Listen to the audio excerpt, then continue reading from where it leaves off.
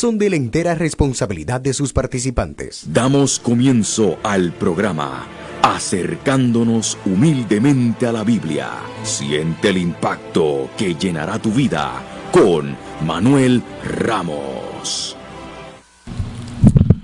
Dios le bendiga, Dios les guarde a los hermanos y hermanas que nos escuchan a través de esta gran emisora de Radio Vida, 90.5 FM y 1400 AM. Dios bendiga a los hermanos. Este es su programa Acercándonos humildemente a la Biblia, todos los miércoles de 5 a 6 de la tarde. Sabe que también, aparte de escucharnos por radio, nos puede escuchar y nos puede ver por la plataforma de Facebook Live de Radio Vida. Y ahí, en la parte de comentarios, nos puede preguntar, saludar. Y también, si nos quiere dar algún tipo de feedback sobre el programa, también es importante para nosotros. Pero antes de seguir, vamos a orar para comenzar en esta tarde.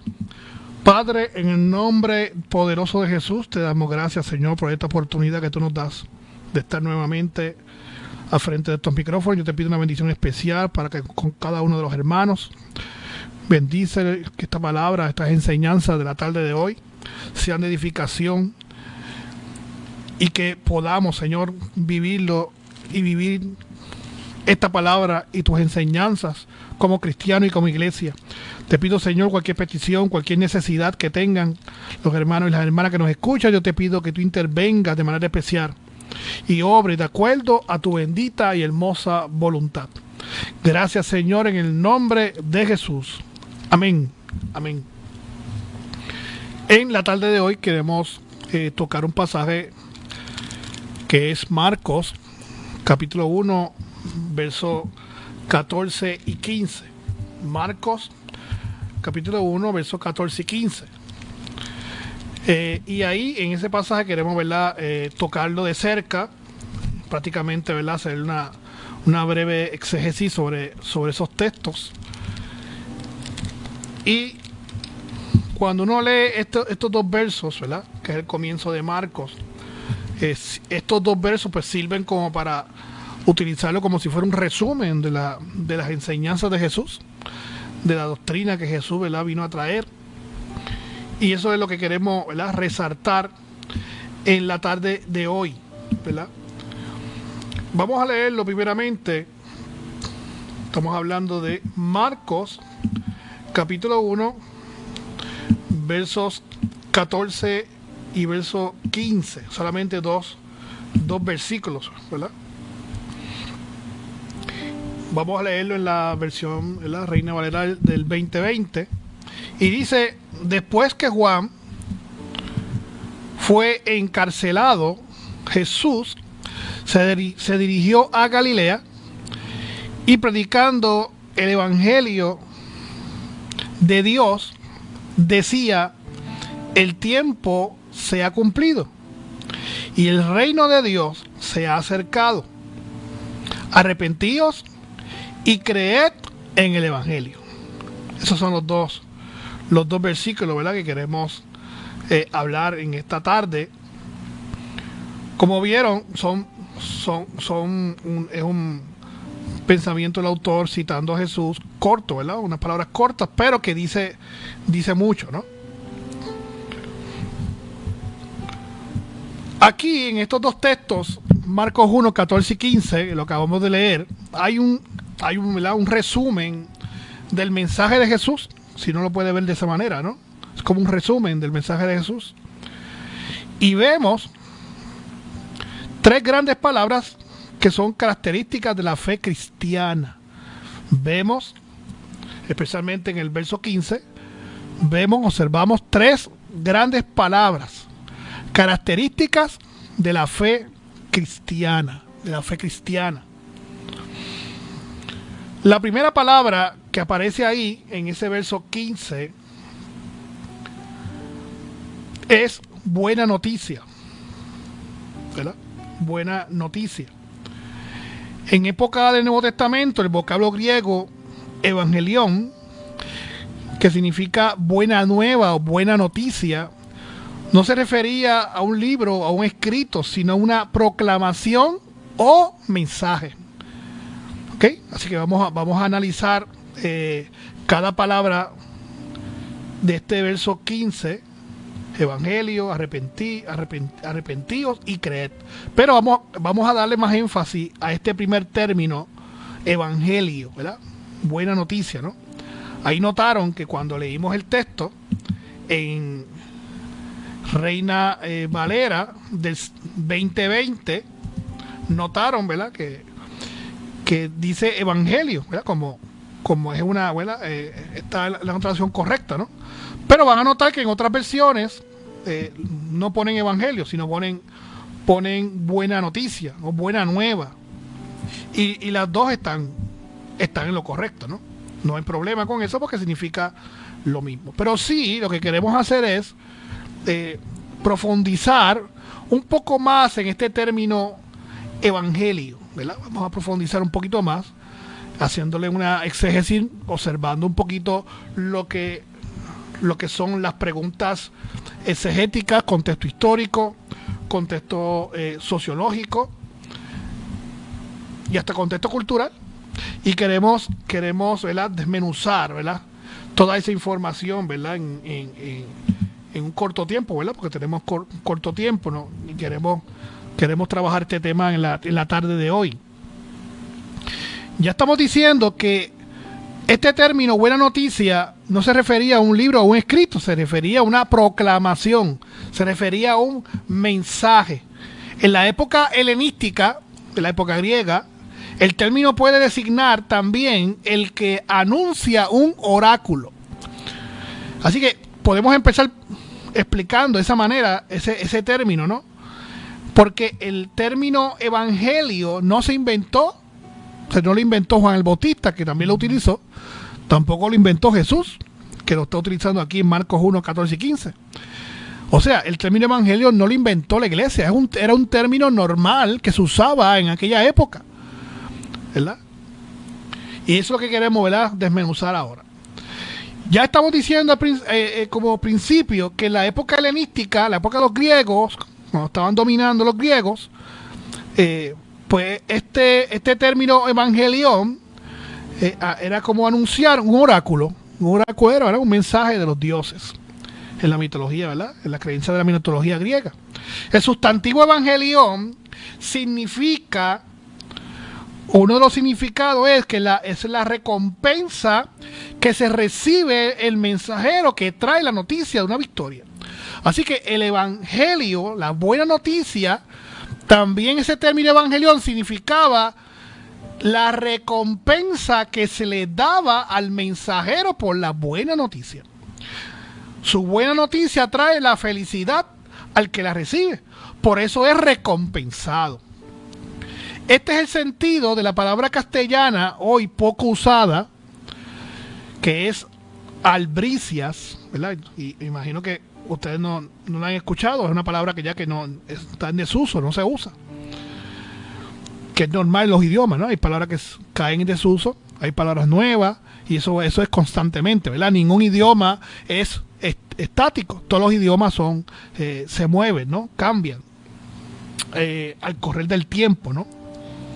Así que este es el sentido de la palabra castellana albricias, que es de origen árabe.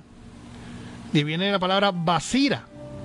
Basira, que es donde sale la palabra albricia, significa que se alegró de la misma raíz que el verbo hebreo bizar.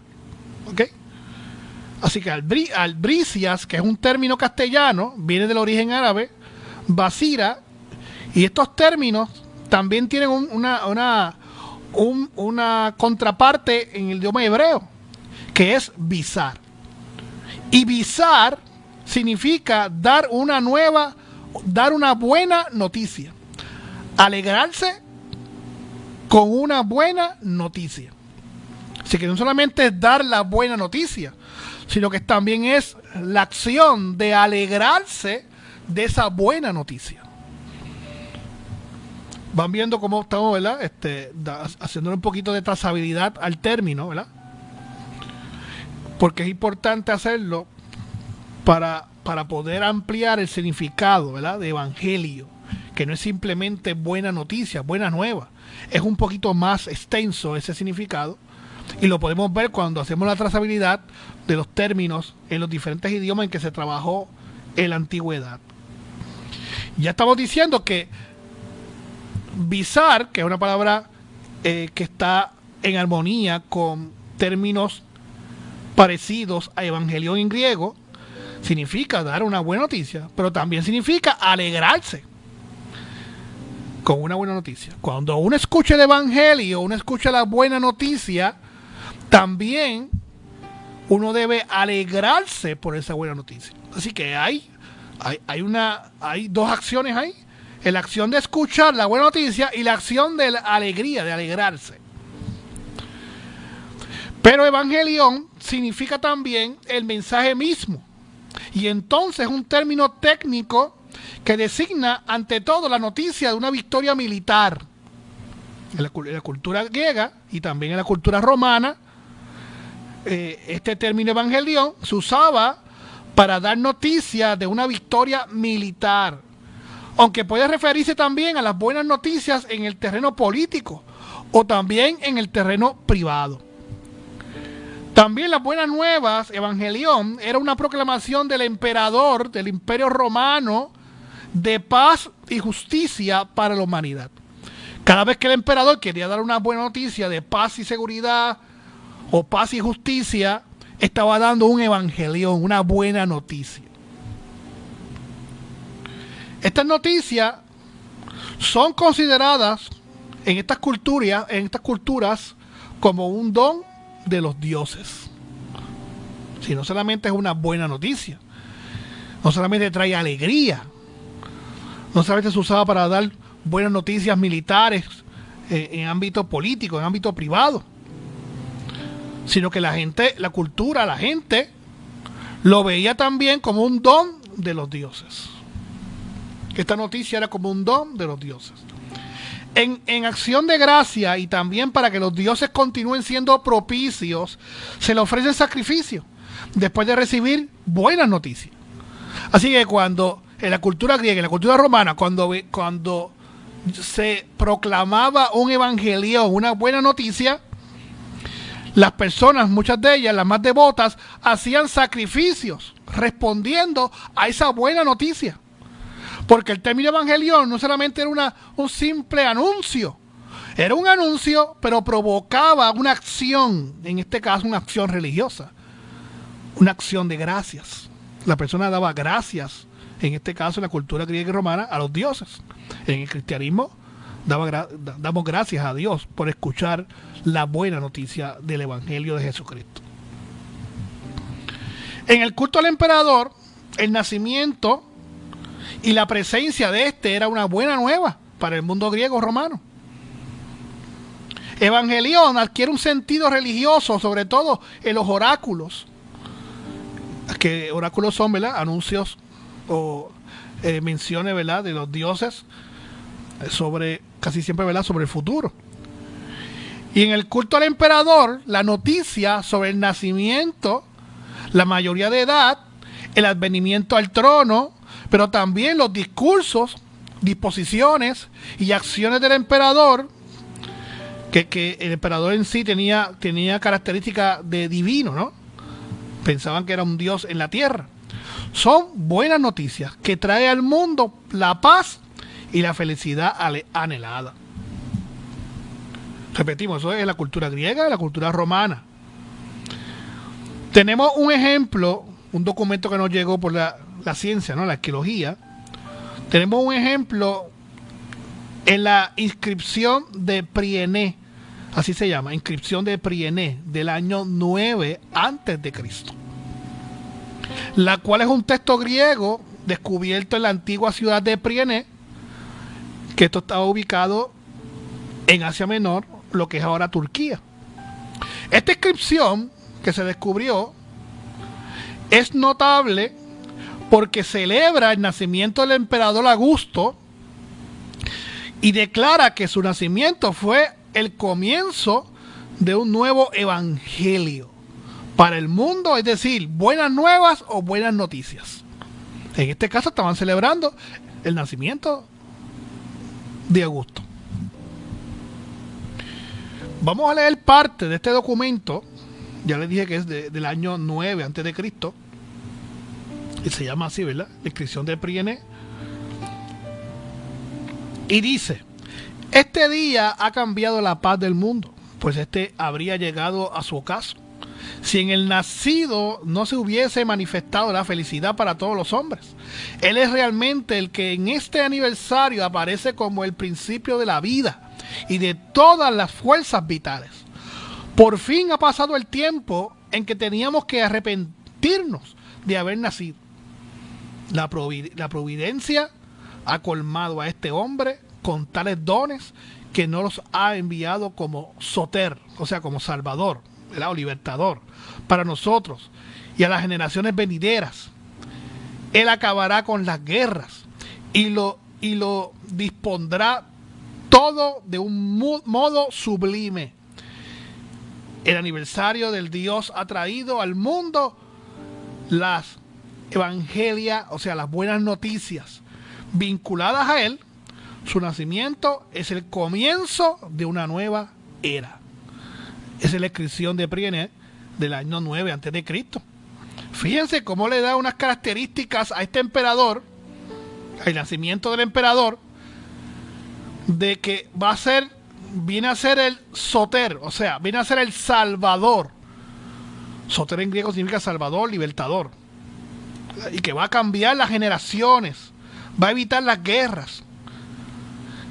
Vayan viendo cómo en aquella época este era el pensamiento de una buena noticia, era un ejemplo de una buena noticia.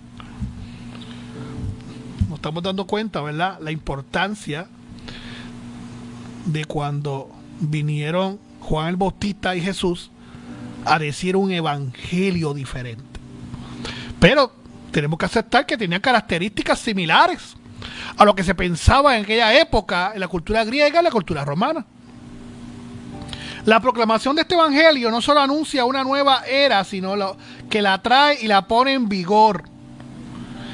O sea que esto no es solamente una buena noticia, sino que esta noticia impacta y toma acción, o sea, se encarna en la vida de la gente. De este modo, la proclamación misma es ya el evangelio, pues a través de ella se hace presente la felicidad anunciada. Esta acepción religiosa de la palabra evangelión en el mundo helenístico, sobre todo en el culto al emperador, puede ponerse fácilmente en conexión con el Nuevo Testamento. Tiene mucha similitud con el mensaje de Cristo, con las buenas noticias de salvación de Jesucristo. Al hablar del evangelio, este enlaza pues con un término muy extendido en el helenismo y lleno de contenido religioso. O sea, cuando vinieron estos hombres de Dios, Juan el Bautista, cuando vino Jesús, cuando vinieron los apóstoles a proclamar el evangelio, ellos sabían la connotación que tenía social, cultural y religiosa este término. La usaron con toda intención, porque sabía que la gente iba a entender cuando escuchaban que Jesucristo vino a traer, ¿verdad?, ese evangelio, esa buena noticia. La entendieron perfectamente. La entendían mejor que nosotros, ¿verdad? Porque ellos tenían ese contexto cultural, ese contexto sociológico en sus mentes. Sabían lo que era el término evangelio.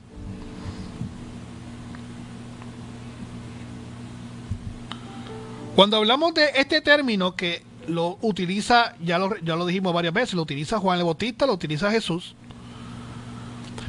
pues prácticamente muchos expertos biblistas y teólogos dicen, espérate, si ya este término estaba concentrado al emperador, al gobierno, al Estado, unido con la parte religiosa, si ya sabemos que el emperador cuando decía voy a traerle un evangelio, una buena noticia, lo que traía era promesas de paz, promesas de justicia, y ahora Jesús está diciendo que Él va a traer un verdadero evangelio. No es difícil pensar que Jesús, que está trayendo un término que ya es usado, lo está trayendo para contrarrestar el pensamiento del Estado, que supuestamente trae una buena noticia, entre comillas. Jesús está diciendo, ustedes me disculpan, pero la buena noticia la traigo yo. Porque la paz que trae el Estado, que trae el emperador, que trae el imperio, no es una paz sólida, fundamentada en el amor, la paz y la justicia. No, es una paz superficial. La paz verdadera, la justicia verdadera, la traigo yo, ¿verdad? El Hijo de Dios, el Mesías. Esa es la verdadera paz, la verdadera justicia. Así que es una verdadera buena noticia. Así que no es difícil pensar que esto también se puede ver como algo en contra de lo establecido en aquella época. Así que el emperador proclamaba, ¿verdad? Paz, justicia para la humanidad. El tiempo, Jesús vino a decir, el tiempo se ha cumplido, ¿verdad? Marcos 1:15. El tiempo se ha cumplido y el reino de Dios se ha acercado. Arrepentíos y creed en el Evangelio. O sea, creed en la buena noticia que le estoy dando. En contraparte con el evangelión del emperador. Así que muchos ven esto, ¿verdad? Como un reto al Estado. Como una amenaza al gobierno, ¿verdad? Se sabe históricamente que los cristianos tomaron muchísimo del lenguaje del imperio. Eso se sabe, ¿verdad? Pero no queremos, ¿verdad?, coger mucho tiempo explicando esta parte, pero se sabe que muchos términos como evangelión, había otros términos más que el imperio manejaba y que los cristianos también lo empezaron a utilizar, pero claro, con otra connotación o con otro propósito. Los emperadores romanos, en todas las acciones y obras que ellos realizaban en favor del pueblo, le llamaban evangelio, y ahí toman los cristianos el término. O sea que los cristianos toman muchas de las nomenclaturas, ¿verdad?, del imperio, con otro, claro, propósito diferente. El verbo evangelizar, que significa llevar buenas nuevas, ya aparece en el Antiguo Testamento, mucho antes de la influencia griega, y esto también queremos resaltarlo, porque estamos diciendo que este término evangelión ya se usaba en la cultura helenística, o sea, en la cultura griega, en la cultura romana, pero cuando hacemos un análisis más profundo, veterotestamentario, o sea, en el ambiente del Antiguo Testamento, también en la cultura judía se usaba este término de buena noticia. Y así que, a pesar de que el cristianismo toma mucha de la nomenclatura del imperio, el término buena noticia es un término que podemos rastrearlo 700 años antes de Cristo. ¿Con quién? Con el profeta Isaías. El profeta Isaías dice en Isaías 52, verso 7, cuán hermosos son sobre los montes los pies del que trae alegres nuevas, del que anuncia la paz, del que trae nuevas del bien, del que publica salvación, del que dice a Sión, tu Dios reina. Así que muchos siglos antes ya se estaba trabajando este término.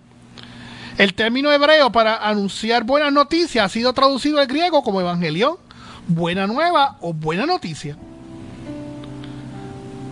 Así que el profeta Isaías nos trae ese término también en el texto que acabamos de leer, Isaías 52:7, donde podemos también reafirmar que este término evangelión, que sabemos que se usaba mucho en la cultura griega, en la cultura judía, también estaba impregnado en las profecías del profeta Isaías.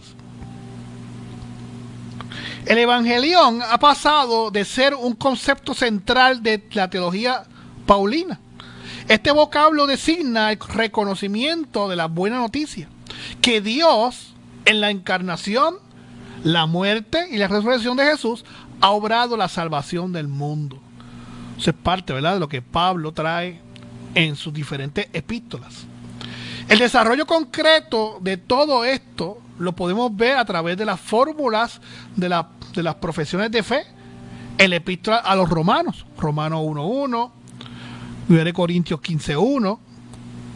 En la medida en que este acontecimiento ha sido anunciado ya en el Antiguo Testamento, este pertenece también al Evangelio, o sea, la buena noticia de salvación a través de Cristo. Así que evangelión no solo se refiere a un determinado contenido, sino también al acto, al proceso y a la realización del anuncio. Existe un completo acuerdo entre el contenido del anuncio, ¿verdad?, y la realización del anuncio. Y no pueden ser concebidos separadamente, ni siquiera de un modo imaginario. Romanos 1:1. Lo que es el anuncio no se puede separar de la acción que provoca ese anuncio. Evangelión no solamente es el anuncio, evangelión es el anuncio y la acción, lo que provoca esa buena noticia. Así que el evangelio no es solamente el testimonio de un acontecer salvífico, sino que él mismo es un acontecimiento de salvación. Fue por encima de toda una buena noticia lo que Jesús vino a traer a la humanidad. Si seguimos la palabra evangelión, buena noticia, evangelio por todo el Nuevo Testamento, podemos descubrir por lo menos algo de su contenido. Cuando leemos Gálatas 2:5 y Colosenses 1:5, podemos decir que la buena noticia es una buena noticia de la verdad. Así que en el Nuevo Testamento podemos ver eso en forma clara, ¿no? Es la buena noticia de la verdad. Gálatas 2:5. Pero ni por un momento, dice Pablo en Gálatas 2:5, ni por un momento accedimos a someternos a ellos para que la verdad del evangelio permaneciera con nosotros.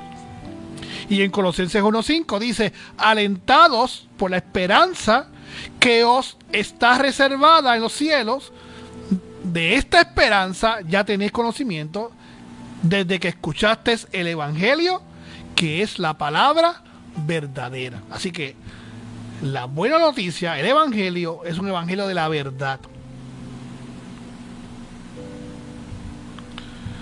Número 2, es la buena noticia de la esperanza. Colosenses 1:23, que dice: siempre y cuando permanezcáis fundados y firmes en la fe, sin moveros de la esperanza del evangelio que habéis oído, el cual se predica en toda la creación que está debajo del cielo, del cual yo, Pablo, fui hecho ministro.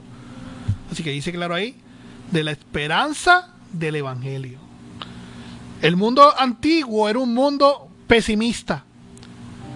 Si citamos a Séneca, Séneca hablaba de nuestro abandono en las cosas necesarias. En su lucha por la bondad, las personas eran derrotadas. La llegada de Jesús contradice estos pensamientos y trae esperanza a corazones desesperados. Y aunque tenemos luchas y batallas, tenemos la esperanza que en esa lucha y batalla no estamos solos, porque el evangelio llegó a mi vida, Cristo llegó a mi vida, y tenemos la esperanza de que Él nos acompaña y nos ayuda en esa lucha que tenemos. Número 3, es la buena noticia de la paz. Eso está en Efesios 6:15, que dice: y calzado los pies con la disposición de anunciar el evangelio de la paz. Aquí podemos decir que el precio de ser persona es tener una personalidad dividida. En la naturaleza humana está lo bueno y está lo malo. Y eso está inseparable. Es lo que acabamos de decir segundos atrás, esa lucha interna que tiene todo ser humano. El problema humano siempre ha consistido en que uno se siente asediado tanto por el pecado como por la bondad. Hago esto o hago aquello. Lo hago bien o lo hago mal. Siempre es una decisión constante y diaria. La venida de Jesús unifica esa personalidad desintegrada. Y uno encuentra en Jesús victoria sobre un yo en guerra cuando Jesucristo le da la conquista segura. Volvemos a lo mismo de ahorita. Es un evangelio de paz porque Jesús, nuestro Salvador, nos trae paz interna. Nos ayuda a mantenernos firmes en el camino correcto. Número 4, es la buena noticia de la promesa de Dios. Eso podemos verlo en Efesios 3:6, que dice: ahora sabemos que los gentiles son coherederos y miembros del mismo cuerpo y copartícipes de la promesa en Cristo Jesús por medio del Evangelio. Así que el Evangelio, esa buena noticia que es Cristo, nos trae promesa. ¿Promesa de quién? ¿Del gobierno? ¿Promesa de quién? ¿Del emperador?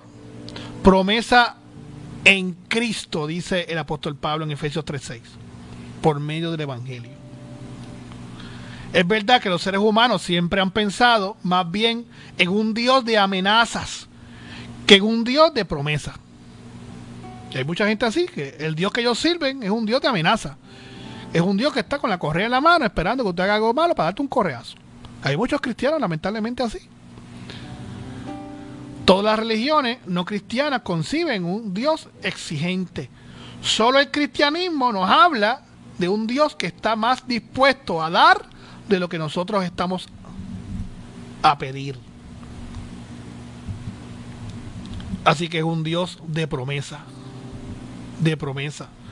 Número 5, es una buena noticia, un evangelio, buena noticia de la inmortalidad. 2 Timoteo 1, verso 10.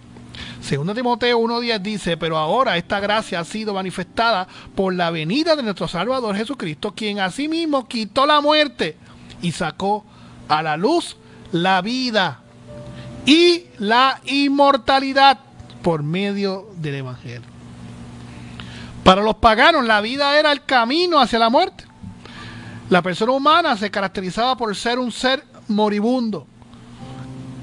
Pero Jesús nos trajo la buena noticia de que vamos de camino a la vida y no a la muerte, en el sentido que sí podemos experimentar muerte, pero después nos espera vida eterna.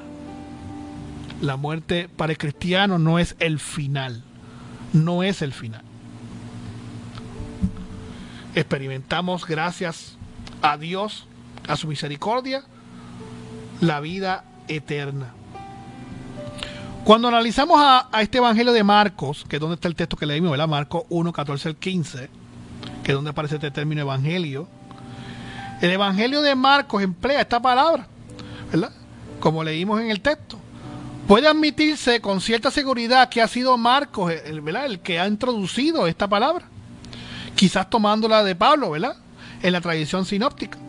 Según la teoría de las dos fuentes, muy aceptada por la mayoría de los académicos, que Mateo y Lucas dependen de él, de Marcos, pero modifican sus ideas, también puede decirse que para Marcos Jesucristo es el contenido y el autor del evangelio. Él está presente y actúa allí donde es proclamado el evangelio,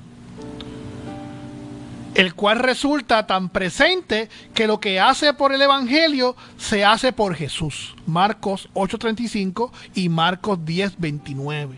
Cuando proclamamos el evangelio, o sea, cuando la iglesia proclama el evangelio, proclama a Jesús. Cuando llega el evangelio, llegó Jesús. Para Marcos eso es lo mismo, prácticamente.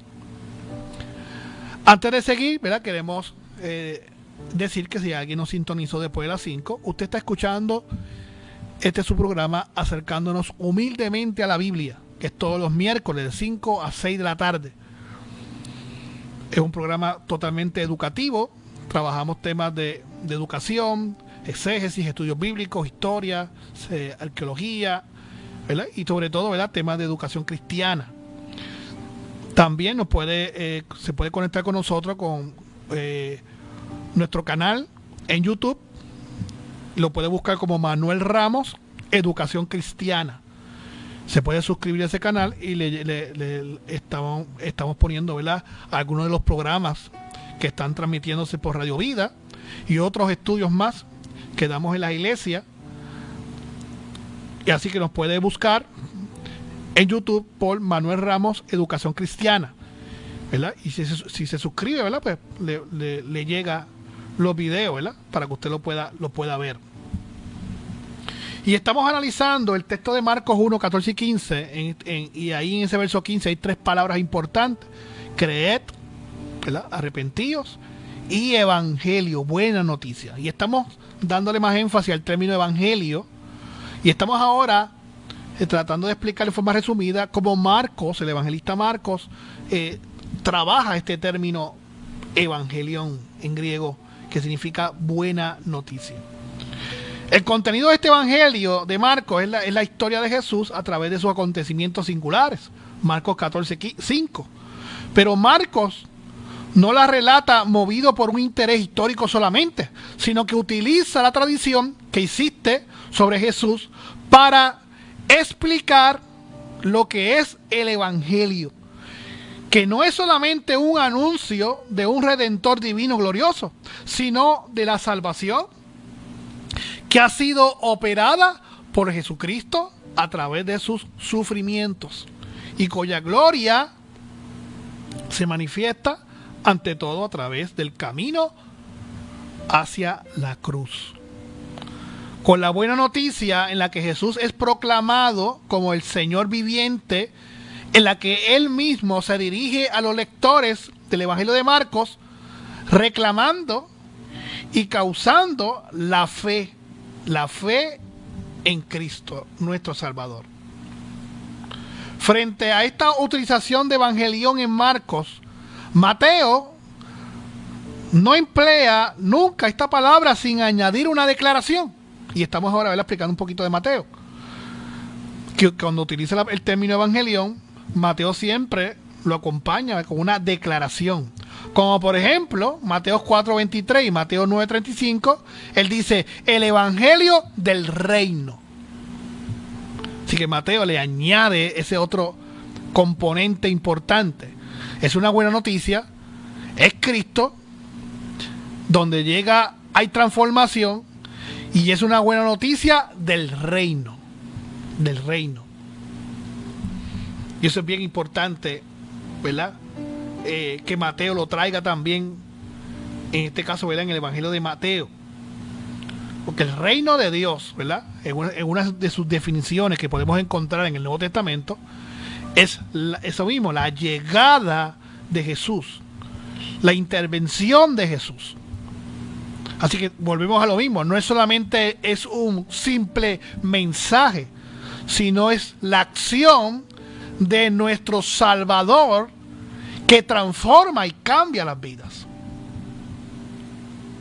Y es importante que la iglesia pueda comprender fundamentalmente, ¿verdad?, lo básico de este término evangelión, porque cuando predicamos la palabra de Dios, cuando predicamos el evangelio, no solamente estamos llevando buenas noticias, estamos llevando a Cristo a la gente. Y no solamente es que llega a Cristo a la gente, sino que donde llega Cristo tiene que haber cambio, transformación. Y eso es importante que lo entendamos de esa manera, ¿verdad?, en forma concreta. Porque así entonces vamos a hacer las cosas, ¿verdad?, con más razonamiento, con más conocimiento de la importancia que es llevar la buena noticia, el evangelio de Cristo. En Marcos 1:15 no solamente está la palabra evangelión, o sea, la palabra buena noticia, sino también está la palabra arrepentíos.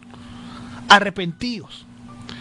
Dice el autor William Barclay en su comentario que el arrepentimiento no es tan fácil como pensamos.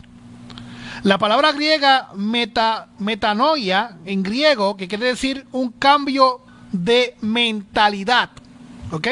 el término griego que se traduce como arrepentimiento, metanoia, quiere decir en griego un cambio de mentalidad. Somos propensos, cuando analizamos esto, ¿verdad? Barclay tiene mucha razón cuando dice, somos propensos a confundir dos cosas: el dolor por las consecuencias del pecado y el dolor por el pecado mismo. Muchas personas están apesadumbradas por el problema en que se han buscado por causa del pecado. Eso es una cosa, estar preocupado, estar turbado, ¿verdad?, por las consecuencias del pecado. Eso es una cosa. Pero saben muy bien que si, lamentablemente, ¿verdad?, muchos de ellos piensan que si pudieran estar razonablemente seguras de que podían librarse de las consecuencias del pecado, no les importaría volver a hacer todo igual que antes. O sea, no les importaría volver a pecar. Así que no podemos confundir arrepentimiento con el dolor que tiene las consecuencias del pecado. Mucha gente no se arrepiente, lo que tiene es dolor, porque las consecuencias del pecado son bien tristes, ¿no? Y a veces mucha gente confunde una cosa con la otra. Por eso es importante irnos a las bases de la definición en griego, metanoia. Metanoia no es estar preocupado por las consecuencias del pecado, no. Metanoia es un cambio de mentalidad, un cambio de mentalidad. Y eso es importante resaltarlo, ¿verdad? Y definirlo adecuadamente para que entendamos realmente lo que es arrepentimiento. No es el pecado lo que odian, sino sus consecuencias. Los que reaccionan así, ¿verdad?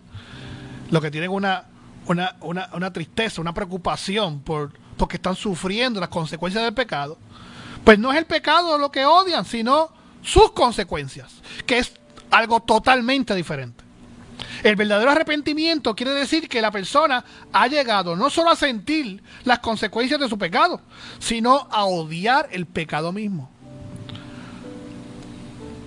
Hace mucho, un anciano escritor escribió en su autobiografía: habría que enseñar a los niños a odiar el vicio por su propia naturaleza, para que no solamente evitaran caer en él, sino que lo abominaran en sus corazones, que el solo pensamiento del vicio les repugnara en cualquier forma que tomara.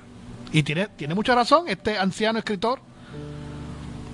El arrepentimiento quiere decir que la persona que estaba enamorada del pecado llega a aborrecerlo a causa de su indudable pecaminosidad.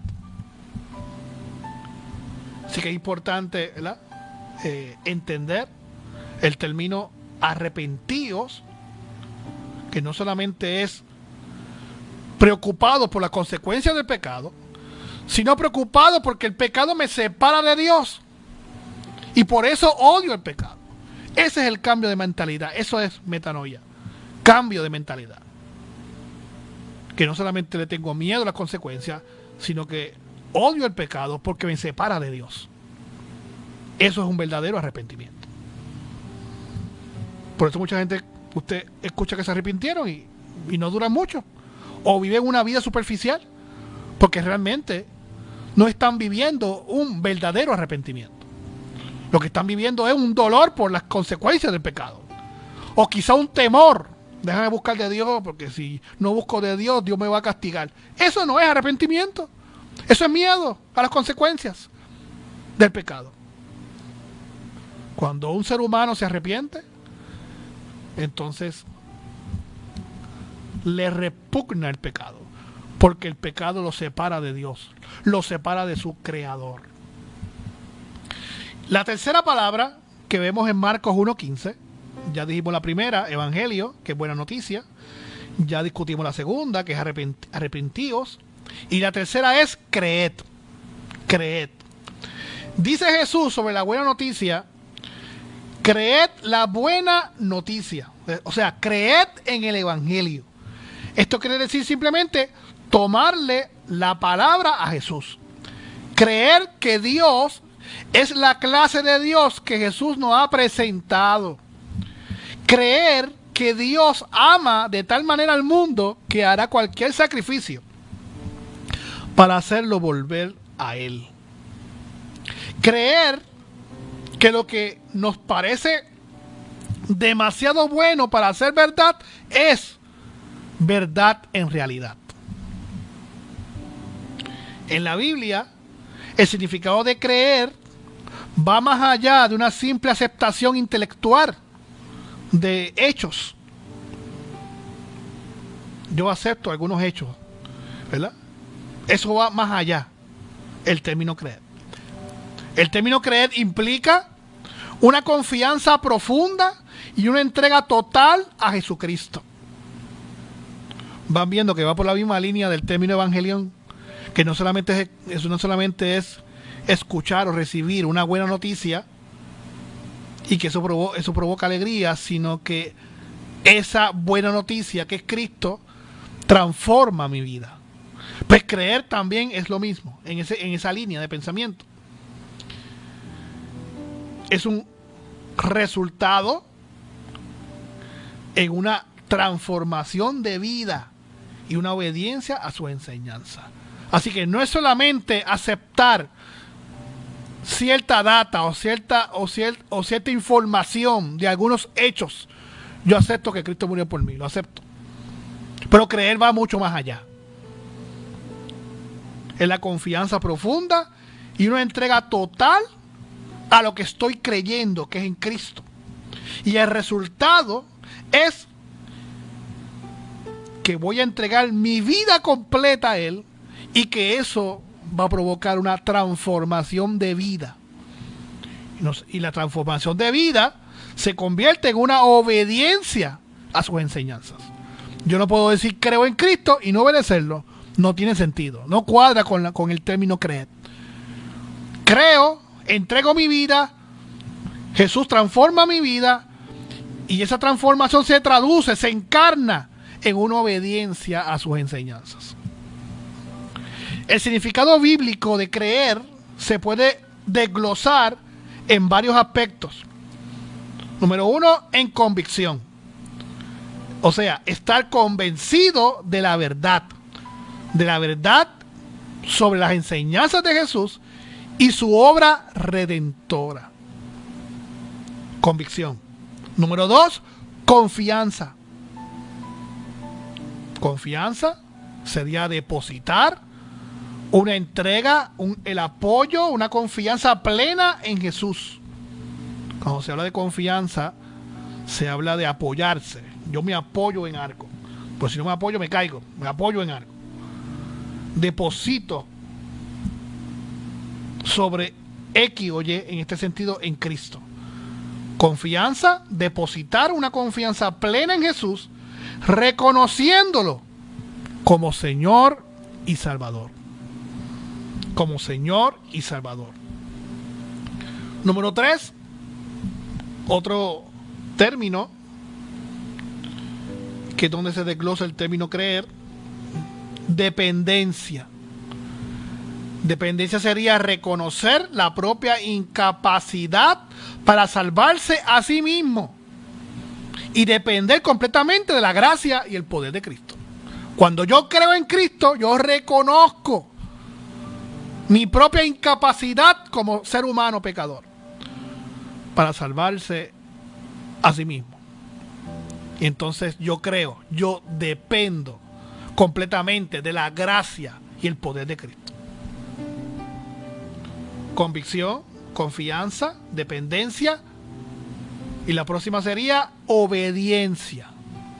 Obediencia sería traducir la fe en una vida que busca obedecer los mandamientos de Dios y seguir el ejemplo y las pisadas de Jesús. Cuando yo creo en Jesús, entonces estoy siguiendo sus pisadas, estoy obedeciendo sus mandatos. Y último, transformación. Transformación sería experimentar un cambio interno y externo, reflejado en una nueva forma de vivir. y relacionarse con Dios y con los demás. Cuando soy transformado porque creo en Cristo, eso se refleja en mi interior, en la parte externa. Viene a formarse un nuevo estilo de vida que se relaciona saludablemente con Dios y con el prójimo. Así que el significado bíblico de creer se desglosa en la convicción, en la confianza, en la dependencia, en la obediencia y en la transformación. El verbo griego que se utiliza aquí para creer, pisteuo, traducido como creer en el Nuevo Testamento, implica, ese término griego pisteuo significa o implica estar convencido de algo. Cuando yo creo es porque estoy convencido de algo. En este caso, en Cristo. También implica dar crédito a algo. Yo doy crédito a Cristo. También implica confiar, que es lo que hablamos segundos atrás. Depender de, confiar en. Y también implica aferrarse. Cuando yo creo en Cristo, yo me aferro en Cristo. Me agarro en Cristo. Si no me caigo. Cuando yo creo es porque me estoy aferrando en Cristo. En resumen, creer en la Biblia no es simplemente asentir con la cabeza a ciertas doctrinas, sino una entrega radical a Cristo. Y cuando entregamos nuestra vida a Cristo, viene una transformación de la vida y lleva a una relación personal y duradera con Cristo. Con Cristo. Y cuando nosotros creemos en todo el sentido de la palabra que estamos explicando ahora, pueden venir vientos, tormentas, pruebas, circunstancias adversas, y yo me aferro porque yo creo en Cristo, me aferro a Cristo y no me tumban, ¿no? Porque creo en Jesús. Ahora, si mi creer en Cristo es estar con Él cuando las cosas están bien, eso no es creer, eso no es aferrarse, eso no es dar crédito a Cristo, eso no es estar convencido, eso no es confiar, eso no es depender. Porque el primer vientito viene y nos vamos para el mundo. Nos vamos a practicar el pecado. Cuando creemos, nos aferramos. Cuando creemos, confiamos. Cuando creemos, dependemos de Él. Y cuando vienen las situaciones adversas, prácticamente nos mantenemos firmes en el Señor. Así que, Marcos 1:15, que dice, decía el tiempo se ha cumplido y el reino de Dios se ha acercado, arrepentíos y creed en el Evangelio. Así que esta frase es fundamental en el mensaje cristiano, ya que resume el inicio de la predicación de Jesús y su llamado a la conversión.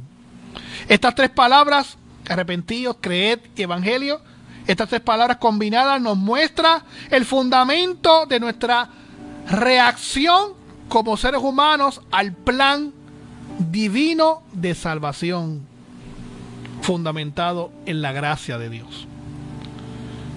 Dice el verso, el tiempo se ha cumplido. O sea que se refiere a que ha llegado el momento profetizado para el establecimiento del reino de Dios. Un momento de gran importancia y transformación. También dice el verso, el reino de Dios se ha acercado. Esto indica que la presencia y el poder de Dios están ahora disponibles de manera especial a través de la persona y obra de Jesús. Dios le bendiga, Dios le guarde. Damos gracias a los hermanos que estuvieron presentes tanto por radio como la plataforma de Facebook Live de Radio Vida. Los que nos dieron like, los que nos comentaron, los que nos mandaron saludos, muchas gracias por estar presente en la tarde de hoy. También damos gracias a nuestro hermano Roberto Medina, el técnico que es responsable de que no salga al aire.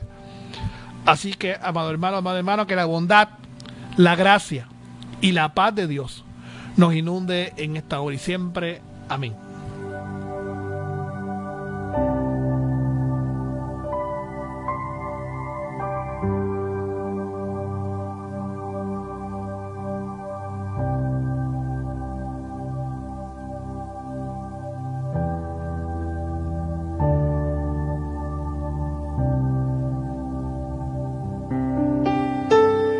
Las expresiones en el pasado programa son de la entera responsabilidad de sus participantes.